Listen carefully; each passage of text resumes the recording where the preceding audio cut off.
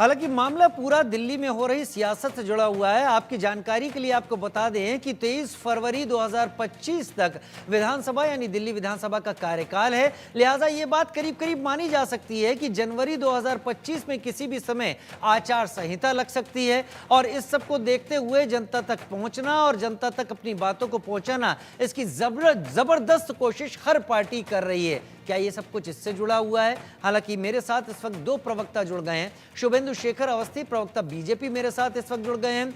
मेरे साथ निवांश शर्मा प्रवक्ता आम आदमी पार्टी भी जुड़ने वाले हैं और हरनाम सिंह प्रवक्ता कांग्रेस मेरे साथ जुड़ चुके हैं। मामला आम आदमी पार्टी से जुड़ा था, उम्मीद कर रहा था निवांश शर्मा पहले जुड़ते, लेकिन फिर भी मैं शुभेंदु शेखर आपसे मैं शुरुआत कर लेता हूं।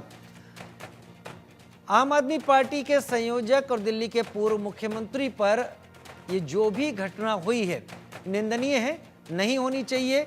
एक बड़े नेता हैं, प्रभावी नेता हैं, आप इस घटना को किस तरीके से ले रहे हैं?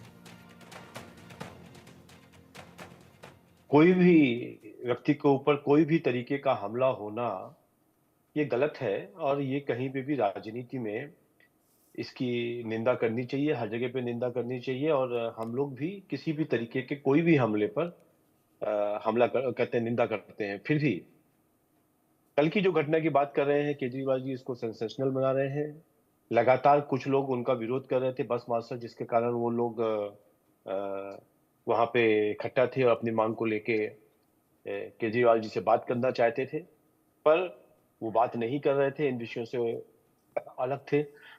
आपको ज्ञात होगा कि एक वर्ष पहले केजरीवाल जी के ही लेटर से इस 10,721 बस मार्शल्स को हटा दिया गया है।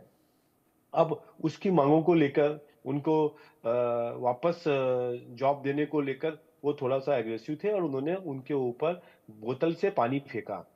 यदि ये हमला है तो निंदा की जा सकती है, पर कोई कोई गन लेके वहां नहीं पहुंचा, कोई बंदूक लेके वहां नहीं पहुंचा, किसी ने उनके साथ कोई दूर से उन्होंने पानी की बौछार करी है। मेरे को लगता है केजरीवाल जी को थोड़ा सा इमोशनल होना चाहिए और जो बस मार्शल्स हैं उनके ऊपर इतना बड़ा इल्जाम लगाकर कि जान से मारने का हमला किया गया है, नहीं करना चाहिए। ऐसे ही वो 10-12 महीनों से भूखे बैठे हुए हैं, घर का परिवार नहीं चल पा रहा है। कल बहुत सारे मिलने भी आए, दिन में भी, शाम को भी। मैं डिबेट में था, कनॉट प्रेस की एक डिबेट में था, वहां पर भी वो सब लोग ले आए। वो लगातार इस बात को कह रहे हैं कि हमारा घर का चूल्हा नहीं जल रहा, बच्चे स्कूल नहीं जा रहे हैं। और केजरीवाल जी के एक चिट्ठी के कारण वो लगातार 1 साल से बाहर है। तो इन विषयों को संज्ञान में लाने के लिए यदि उसमें से भी किसी ने पानी फेंका है तो गलत किया है। फिर भी हमको इस विषय को लेकर थोड़ा सा इमोशनल होना चाहिए, आपने हमको आपने सेंसिटिव होना आपने चाहिए। शुभेंदु जी एक बात अभी कही कि पानी फेंका, उन्होंने अपनी बात को सामने रखने की कोशिश कर रहे थे, वो बस मार्शल हैं मुख्य। और आपने ये कहा कि कोई हथियार लेकर तो वहां वो पहुंचा नहीं था, वहां पर पुलिस मौजूद थी। मुख्यमंत्री आतिशी ने भी यही बात उठाई है। क्या होता अगर उसके हाथ में हथियार होता? मैं अभी मुद्दे को देखिए, किनारे रख रहा हूं। मुद्दा का देखिए किनारे रखिए या सामने रखिए, ये आप सोचिए कि मैंने सबसे पहले कहा कि किसी भी तरीके का कोई भी हमला गलत है, चाहे वो पानी से ही क्यों ना फेंका गया हो, पानी ही क्यों नहीं उनको डाला गया हो। यदि वो ऐसा कहा जा रहा है तो मैं खुद उसकी निंदा करता हूँ। इस तरीके की भारतीय जनता पार्टी किसी भी तरीके के कोई भी तरीके का कोई हमला होता है उसकी निंदा करती है।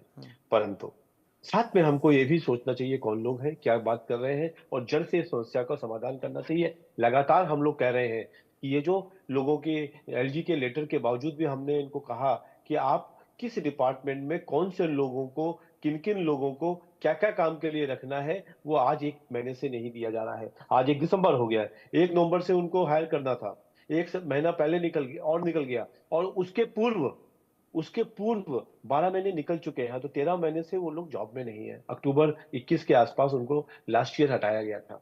तो हमको भी ठीक है। इस चर्चा में इस विषयों को भी, उनके विषयों को भी, और केजरीवाल जी की जो इमोशंस है। और लास्ट में मैं एक बात और कहूंगा कि जिस तरीके से केजरीवाल जी ने उनको हत्यारा और ये सब कहा है, ऐसे शब्दों का प्रयोग नहीं करना चाहिए। ये केवल सेंसेशन को बटोरने के लिए है। ठीक है। निवांश शर्मा मेरे साथ आम आदमी पार्टी से इस वक्त जुड़ गए हैं, क्योंकि उसी पार्टी से हैं जहां से राष्ट्रीय संयोजक अरविंद केजरीवाल हैं, लिहाजा उनको इस चर्चा में लाना बनता है इस वक्त। निवान जी, मनीष सिसोदिया जी पूर्व उप मुख्यमंत्री, शिक्षा मंत्री जो पूर्व मंत्री रहे हैं, उन्होंने कहा है कि कानून व्यवस्था पर हम सवाल उठा रहे थे, इसलिए बीजेपी ने ये हमला करवाया है। आप कितना श्योर हैं कि ये हमला बीजेपी ने ही करवाया है? देखिए, बहुत बहुत नमस्कार। और कल से हम लोग लगातार इस चीज को बता रहे हैं कि कैसे जिसने हमला किया था वो बीजेपी का सदस्य है। मैं आपके सामने फिर बता देता हूँ, ये वो व्यक्ति है जिसने हमला किया है। इसका नाम है अशोक कुमार झा, और ये उसका भारतीय जनता पार्टी का जो रजिस्ट्रेशन सर्टिफिकेट है, जो उसने पार्टी ज्वाइन करी है, पार्टी का नंबर है, पार्टी का रजिस्ट्रेशन सर्टिफिकेट है। आप इसके सोशल मीडिया प्रोफाइल्स देख लीजिए। सोशल मीडिया प्रोफाइल पे लगातार ये बीजेपी के समर्थन में चीजें डालता है। सोशल मीडिया प्रोफाइल पे लगातार ये भारतीय जनता पार्टी के कार्यकर्ता की तरह काम करता है, लगातार इनके कैंपेन्स का हिस्सा बनता है। तो क्यों ऐसा होता है कि जब अरविंद केजरीवाल जी के ऊपर हमला होता है और जब हमले की जांच होती है तो ये निकलता है कि भारतीय जनता पार्टी के लोगों ने हमला कराया था। जो पिछला हमला हुआ था वो भी भारतीय जनता पार्टी के युवा मोर्चा के लोग थे। आपने देखा था कैसे गुंडागर्दी कर रहे थे, पुलिस वाले खड़े थे उनके सामने, उनका भी डर नहीं था उनको। फिर दोबारा हमला हुआ तो सांसद के साथ लोग थे, वो भी गुंडागर्दी कर रहे थे, कोई डर नहीं था पुलिस का। पुलिस वाले खड़े थे, देख रहे थे। भारतीय जनता पार्टी के लोग सरेआम गुंडागर्दी करके अरविंद केजरीवाल जी पे हमला कर रहे थे। कल तो हद हो गई। आपने देखा किस तरह से एक व्यक्ति ग्लास को पकड़ के, उसके अंदर स्पिरिट लिक्विड है, उसको लेके इतनी भीड़ में आराम से आ जाता है, पूरा भरा हुआ ग्लास लेके, और वो अरविंद केजरीवाल हमारे देश की राष्ट्रीय पार्टी के राष्ट्रीय संयोजक के मुंह पे वो स्पिरिट फेंक देता है, और उसके हाथ में माचिस होती है। अगर उसको समय पर नहीं पकड़ा जाता तो वो स्पिरिट फेंकने के बाद माचिस से जला देता। ये प्लानिंग थी इन लोगों की। क्या इतना आसान है एक पूर्व मुख्यमंत्री के ऊपर, एक राष्ट्रीय पार्टी के संयोजक के ऊपर स्पिरिट फेंक के जला देना? क्या इतना आसान है देश की राजनीति में? माननीय माननीय होम मिनिस्टर साहब के कार्यालय के 25 किलोमीटर के अंदर ये कार्य कर देना क्या इतना आसान है? ये स्थिति है लॉ एंड ऑर्डर की हमारे प्रदेश में। आप छोड़ दीजिए, अरविंद केजरीवाल जी तो ये बोलते हैं कि मैं इंपॉर्टेंट नहीं हूं, मेरे पर तो हमले होते रहेंगे क्योंकि मैं इनके खिलाफ आवाज उठा रहा हूं। आप ये सोचिए कि अगर एक प्रदेश का पूर्व मुख्यमंत्री सुरक्षित नहीं है तो वहां की जनता का क्या हाल होता होगा। इतने सुरक्षा घेरों में अगर एक व्यक्ति पूर्व मुख्यमंत्री तक पहुंचकर उन पर हमला कर देता है तो सोचिए जो जनता बिना सुरक्षा के दिल्ली में घूम रही है उसका क्या हाल होता होगा। हर रोज मर्डर्स हो रहे हैं, जीके जैसे पॉश एरिया में मर्डर हो रहे हैं।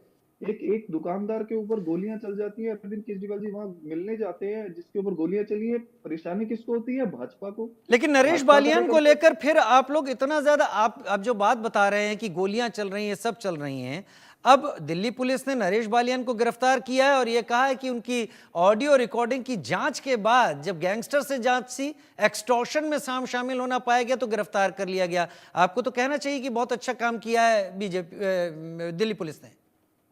हम तो हैरान है कि दिल्ली के अंदर जो क्रिमिनल्स और गैंगस्टर्स घूम रहे हैं वो नहीं पकड़े जाते किसी से, लेकिन भाजपा के आदेश पर आम आदमी पार्टी के विधायक को पकड़ लो, सबसे आसान तरीका है। किस ऑडियो के लिए?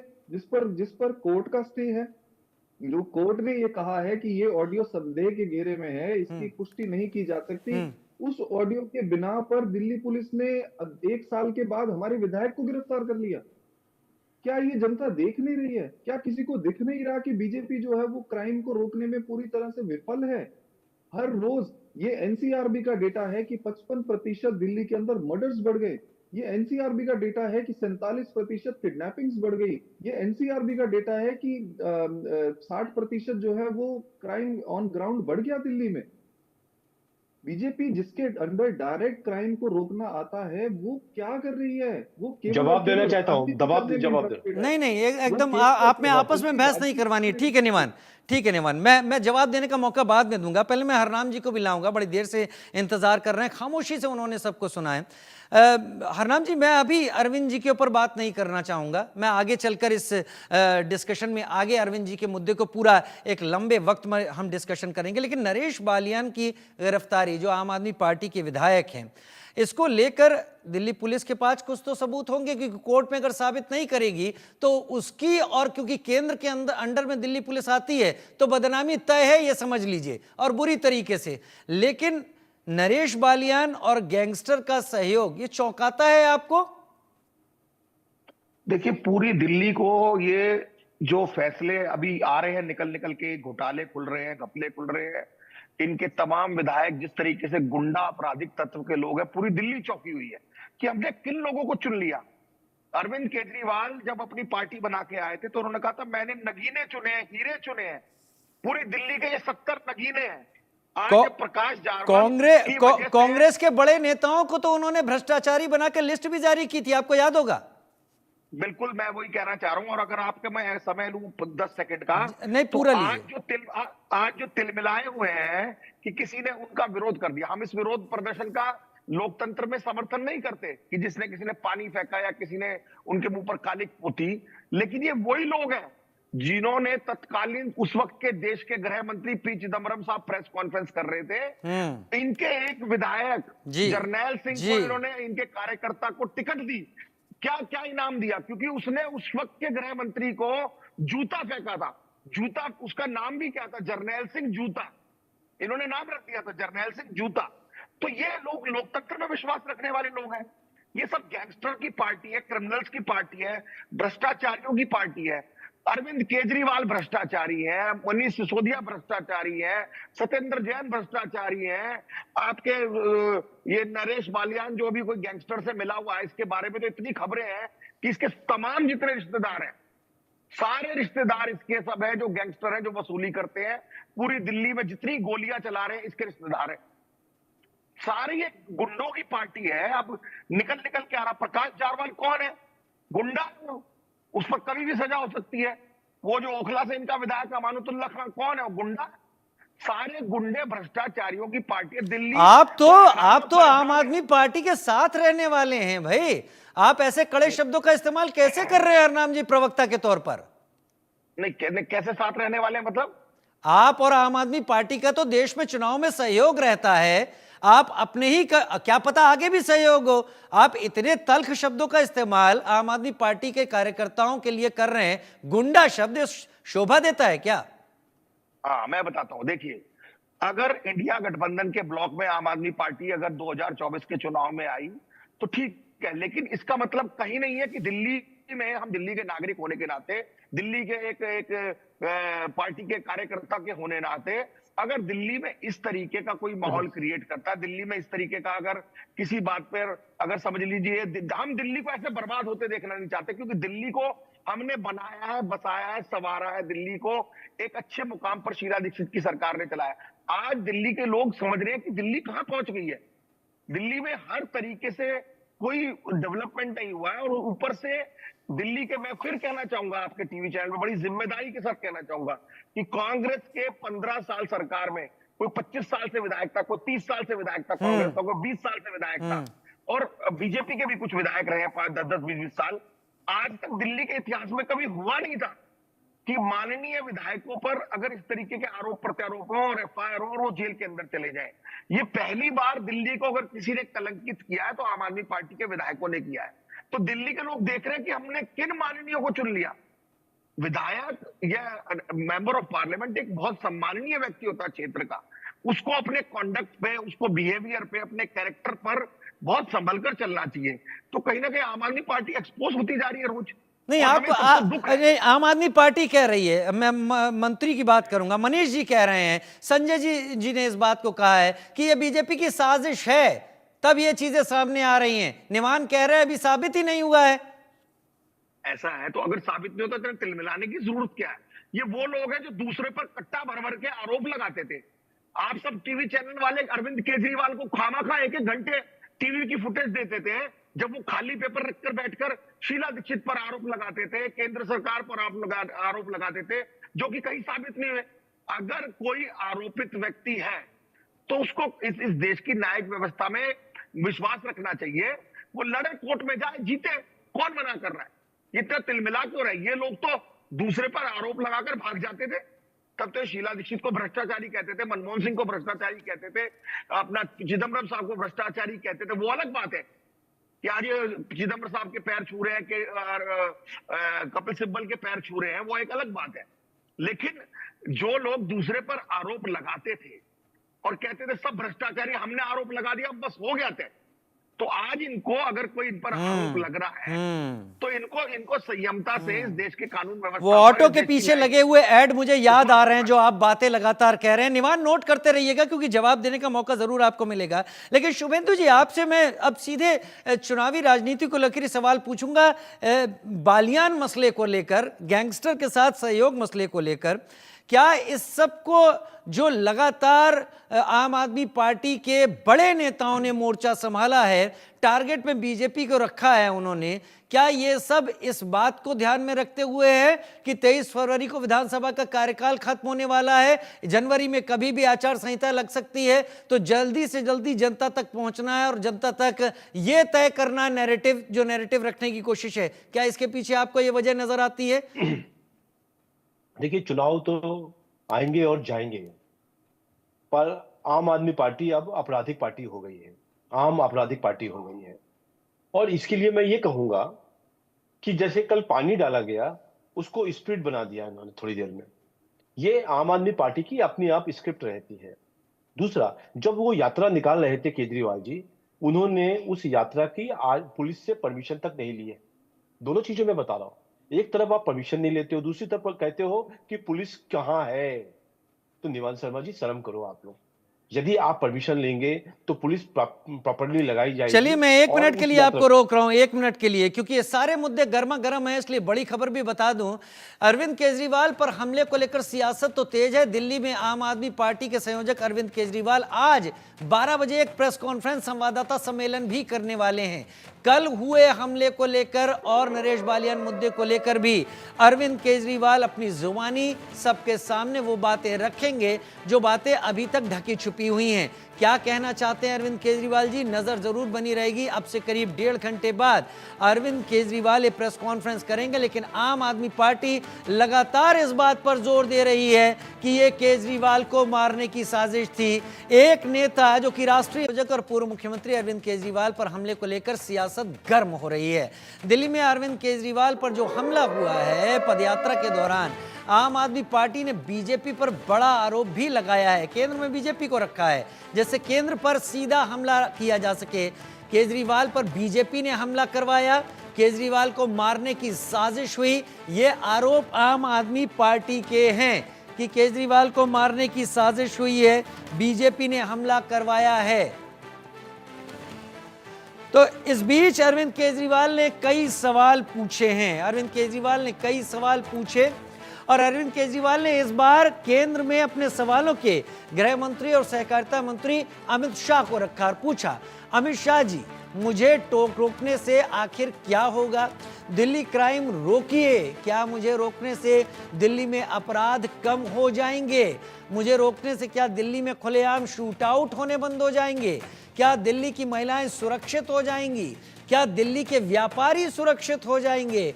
पूर्व मुख्यमंत्री अरविंद केजरीवाल ने गृह मंत्री अमित शाह को सीधे निशाने पर लेते हुए सवाल पूछे हैं। वजह यह है कि केंद्र के अधीन दिल्ली पुलिस है, दिल्ली की कानून व्यवस्था को बड़ा मुद्दा आम आदमी पार्टी बना रही है और इस लिहाज से ये हमला आम आदमी पार्टी जनता के बीच ले जा रही। मनीष सिसोदिया ने क्या कहा वो देखिए। केजरीवाल जी ने दिल्ली की बिगड़ती कानून व्यवस्था पर सवाल उठाए और उन पर कायराना हमला हुआ। यह हरकत बताती है कि कानून व्यवस्था के सवाल उठाते ही बीजेपी बौखला गई।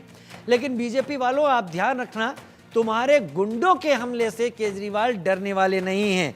और मनीष सिसोदिया भी उन शब्दों का इस्तेमाल कर रहे हैं जो अभी हरनाम सिंह जी हमारे साथ जुड़े हुए हैं, कांग्रेस प्रवक्ता, उनके इस्तेमाल किए हुए शब्दों पर मैंने रोकने की कोशिश की थी कि वो ऐसे सब शब्दों का इस्तेमाल कैसे कर रहे हैं। अब यहाँ मनीष जी कह रहे हैं कि बीजेपी वालों, तुम्हारे गुंडों के हमले से केजरीवाल डरने वाले नहीं हैं। यानी अब बिलो द बेल्ट हमला शुरू है। 23 फरवरी को विधानसभा कार्यकाल पूरा हो रहा है, उससे पहले चुनाव है। ये चुनावी राजनीति इस वक्त हावी है। हमला और वार पलटवार जरूर होंगे, अभी और होंगे। इंतजार करना होगा। जब भाषाई हमले होते हैं तो वो दायरे में कहे जाते हैं, लेकिन जब इस तरीके की चीजें होती हैं तो गंभीर हो जाती हैं, जिसकी निंदा सबको करनी चाहिए। बीजेपी पर प्रहार एक के बाद एक। मेरे साथ इस वक्त शुभेंदु जी लगातार जुड़े हुए हैं। शुभेंदु जी, मनीष सिसोदिया जी के इस बयान और मेरे सवाल के साथ आप अपना जवाब पूरा कीजिए, फिर मैं आगे बढ़ता हूं। देखिए, एक तो पानी डाला गया, और यदि स्प्रिट डाला गया तो उसी समय अरविंद केजरीवाल जी को हॉस्पिटल जाना चाहिए था और चेक कराना चाहिए था कि ये स्प्रिट है या क्या तरल पदार्थ। वो नहीं गए। ये अरविंद केजरीवाल जी की नौटंकी का बहुत पुराना तरीका है कि जब वो चारों तरफ से हार गए हैं, उनको लग रहा है कि अब हमारी सरकार की अंतिम सांसें चल रही हैं, उस समय पर मैं ऐसी नौटंकी करूं तो शायद कुछ वोट मिल जाएं। पर अरविंद केजरीवाल जी को इस तरीके से वोट नहीं मिलेंगे। यदि स्प्रिट डाली गई थी तो केमिकल था, कोई वो कह रहे तरल पदार्थ था, केमिकल था जिसमें मारने की वो थी, तो क्यों नहीं हॉस्पिटल चले गए और अपने सरकारी हॉस्पिटल चले जाते जहां पर उनकी सरकार थी, वहां चेक कराते कि ये पानी गिरा है उनके ऊपर कि स्प्रिट गिरा है। जो आदमी को पकड़ा गया, देखिए आधी जनता, जो भारत की जनता है, वो 90%, 95% और 98% तक किसी ना किसी पार्टी के साथ मिली रहती है, जुड़ी रहती है और उसको वोट देती है। उसका ये सोच, हो सकता है कोई व्यक्ति ऐसा हो जो भारतीय जनता पार्टी की हो विचार रखता हो, कोई व्यक्ति ऐसा हो सकता है कांग्रेस या आम आदमी पार्टी का विचार रख सकता है, पर यदि वो कोई गलत काम करता है तो वो गलत है। पर पानी भी डाला तो गलत है, पर उसको स्प्रिट बनाना, फिर उसको जला देना, ये अरविंद केजरीवाल की नहीं, नोटिस की ये आदत बात तो पूरे दिन ये देखे। ये बात तो मैं भी